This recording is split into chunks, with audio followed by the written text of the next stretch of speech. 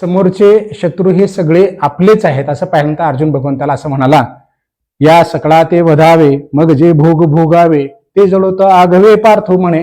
हे कृष्ण परमात्मा, ह्या सगळ्याला मारायचं, मग आपण आनंद घ्यायचा, राजावर बसायचं, विजयमाळा घालून घ्यायचा, कौतुक करून घ्यायचं लोकांचं. मला हे काय नको, जळून जाऊ दे म्हणे, हे युद्धच नको मला, आनंदी नको, विजयी नको, काही नको, मला हे नको आहे. खरं म्हणजे अर्जुनासारखं जर आपल्याला किमान आपल्या लोकांच्या बाबतीमध्ये जरी करता आलं तर फार आनंद होईल हो. सख्या भावाशी भांडतात लोक, आईवडिलाशी भांडतात, शेजारा पाजाराशी भांडतात, जमिनीचा वाद, बांधाचा वाद, झाडाचा वाद, विहिरीच्या पाण्याचा वाद, शेजाऱ्याच्या भिंतीचा वाद. अरे बापरे बापरे, विचारू नका, एवढे भांडण तंटे आहेत. माणूस माघारच घेत नाही. माघार घेणं म्हणजे हार नसते. खरं म्हणजे बेशक अर्जुनासारखा विचार आला पाहिजे. ठीक आहे, अर्जुनाची भूमिका वेगळी होती, तो भाग वेगळा आहे, ते युद्ध करणं आवश्यक होतं, तो नंतरचा भाग झाला. पण संसारात एवढी वाईट परिस्थिती नसते की युद्ध केलंच पाहिजे. माघार घ्यावी, आपण नाशवंत आहोत, सगळं टाकून देऊन जाणार आहोत, एवढा जरी विचार मनात आला आणि माघार घेतली तरी चांगलं होऊ शकतं. पाहावं अशी अपेक्षा. जय